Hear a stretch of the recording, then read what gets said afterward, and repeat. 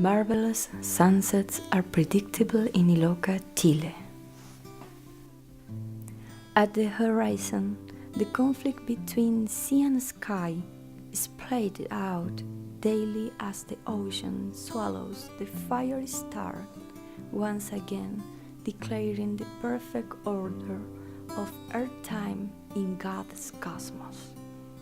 The sunset predicts the approach of evening, when humans return to their homes to relax with loved ones around the table, with fresh bread and warm tea and jokes and stories and laughter, winding down after the long day and the promise of a familiar bed and a good rest.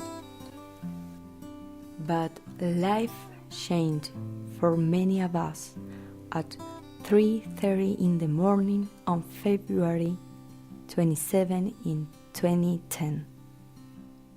Across the nation, people ran from their bedrooms, barefoot, shouting, gathering children to wait and pray for 3 minutes until the 8.8 earthquake finished, one of the strongest ever recorded. But the terror was not yet over for the residents of many coastal towns. Still trembling from the shock of the quake and the damp night air, their eyes turned to the sea. The receding water was their warning to run from the now building tsunami. There was no time to get jackets or shoes or blankets, pictures, documents, nothing. There was only time to turn and climb, carrying the children and the weak. Minutes later, they were safe in the pine forest above. Unable to see below, they witnessed only with their ears a great destruction. It was a dawn of desolation in Iloca.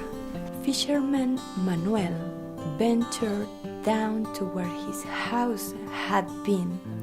There was nothing left, he said. As I was lamenting my house, they came from the next town over, where we moored our boats, to tell us that all was lost. No boats, motors, or nets remained. I was 45 years old, and it was as if I had never been.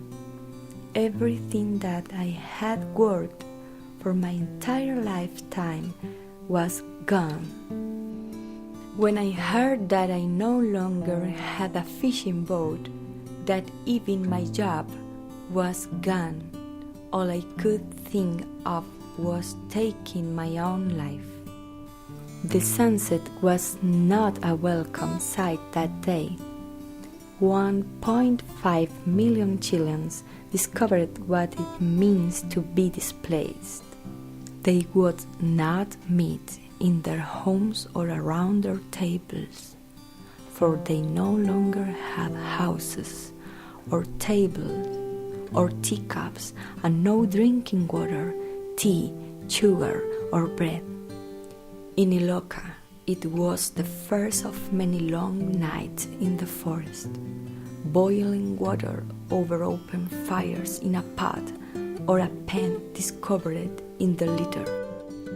All that remained of what had once been their lives was now littered to be burned in a few weeks' time. And after that, what would become of them? It seemed a hopeless situation for Iloca, breaking our hearts, sobering our souls, but our spirits were challenged by Paul's words in Romans 12. Weep with those who weep, and rejoice with those who rejoice. Be devoted to them with sincere, sacrificial love. Teach, encourage, show mercy, give generously. Only by changing their circumstances for the glory of God would their weeping become rejoicing, in which we could also participate. We were able to build 60 houses, giving people back their homes and their dignity.